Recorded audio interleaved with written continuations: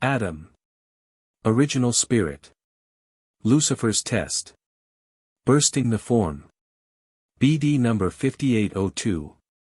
November 9, 1953, anyone who strives to arrive at the truth leaves all darkness behind him, he will have an explanation for everything, he will know the correlation between all things, he will recognize that his path leads upwards, that he has found the connection with God, that he cannot err anymore because God himself conveys the truth to him. But striving for the truth means that it first has to be sincerely desired, and then the knowledge he receives, be it from outside or from within in the form of thoughts, has to be accepted with an open heart. For the heart will be willing to either accept or reject truth and error and thus influence the person accordingly. Truth has to be aspired to in so far as that the human beings will has to be actively involved. It cannot simply be given to a completely passive person who does not want it himself and who will not take the necessary steps in order to gain it. For then he will remain in spiritual darkness and not achieve progress. Truth, however, is the ascending path. Truth is the spiritual knowledge conveyed to people by God himself which tries to find a recipient in every human being, which can be acquired by every person's will since it can be imparted to people in many different ways. But it always has to be desired first. But anyone who has gained the truth no longer lives in darkness, everything is crystal clear to him, he no longer doubts, for whatever is still unclear will be explained to him when he asks for it providing he turns to the source of truth.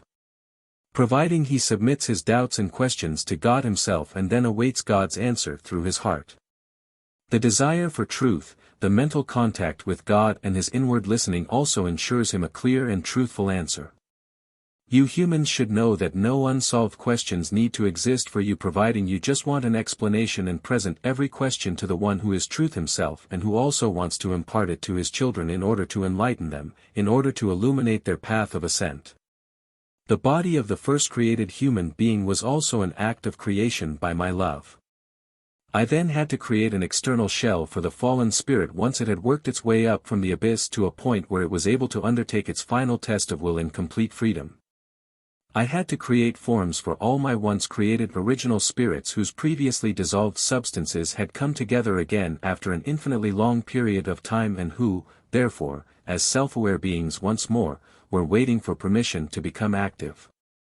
Creating the external form of such an original spirit was no different than the countless many works of creation which had previously arisen. It was my externalized thought which, through my will, appeared before me already completed. But giving life to this created form was only possible by permeating it with my strength of love.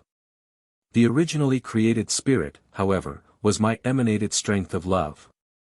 Hence it only needed to take possession of the external form in order to turn it into a living being. The spirit was close to its perfection. And yet far from it because it lacked final realization. Because the sin with which it was burdened had completely deprived it of all knowledge and in this state it needed instruction and commandments. Thus it was to gradually mature into realization by complying with these commandments. A great spiritual battle had taken place earlier because a large number of fallen original spirits wanted to occupy my first created form. For they knew that they could only gain access to me again in the body of a human being, that they would only be able to gain unimaginable abundance of strength and light through a test of life in which they were to prove how they would utilize the strength at their disposal. But I myself chose which original spirit should take abode in the first human being. For only I knew whose opposition to me had weakened such that the final test of earthly life could be imposed on him, I knew whose will could have resisted my adversary's power. The form of the first human being was, before this original spirit occupied it, also visible to Lucifer, who certainly knew that this form was the gate from the kingdom of darkness, from his realm, into my kingdom, into the kingdom of light. He also knew that, if he didn't want to lose his followers, he had to use every means to wrest the souls back from me during the human being's approved probationary period, in order to turn the test to his advantage. My created form was still without life when Lucifer seized it in order to test it by animating it with his spirit. Yet his untamed spirit burst the form, and he was sure that every spirit banished into this form would burst it and that there would never be any danger of loss for him. I allowed this test to happen and then proved to him that his assumption was wrong. For due to its long process of development, the very spirit which was to embody itself in the human being no longer shared Lucifer's will, it willingly occupied the final external form, and since this original spirit was close to its original state, it did not consider the external form a shackle to prevent the fall into sin. For it was master over all of creation, it could rule like a lord over the earth which was at its disposal with every creation. It had abundant might and strength. Only subordinate to my might, which only gave it an easy commandment, the obedience to which would have broken any constraint imposed on it. And when Lucifer realized this, he thought about ways to stop the human being from obeying this commandment, and since he knew the first human being's body, he tried to make him dislike it by portraying it as a shackle. By making freedom from it dependent on transgressing this commandment. And thus incited the original spirit to inwardly revolt against me again for not having given it complete freedom. It was a deliberate deception which the first human being could have resisted by merely adhering to my simple commandment. If he had been satisfied with his possession of might and strength, which made him truly happy until my adversary aroused an impure desire in him to be greater than the one who was a perceptible power above him, of whom he knew and whose commandment he nevertheless disregarded. The first human being's fall into sin was therefore a repetition of the original spirit's first fall. It followed Lucifer and drew innumerable beings into the abyss with him. Just as all descendants of the first human being were afterwards also placed into the weak state of sinful people until Jesus Christ came to their rescue, until Jesus Christ acquired the strength of will on behalf of humanity through his crucifixion, until Jesus Christ opposed Lucifer's temptations with his strong will and defeated him. Nothing could have induced the first created being, Lucifer, to cover the earthly progress as a human being as long as he still considered himself lord of the spiritual world which had deserted me with him, for he himself did not take the course through matter, through creation, before the creation of the first human being. As a spiritually tangible spirit, he was volitionally still my strongest opponent. He deemed himself lord over the creation which sheltered the spiritual substance that belonged to him, although he himself had no influence over it. His inner resistance was still unbroken, and he would never ever have put up with any coercion, he would never voluntarily have entered a form created by my will. Because he hated all forms for the spiritual substances, all works of creation, and sought to destroy them. However, his power over the works of creation had been taken away from him, but then he was granted influence over the soul when this was to make its free decision again for me or for him.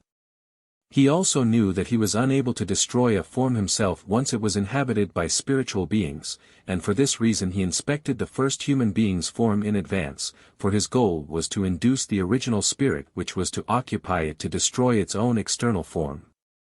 Because he believed that he would thereby provide it with the freedom which I had taken away from the spirits due to the works of creation. He wanted to stop me from completing the plan of salvation.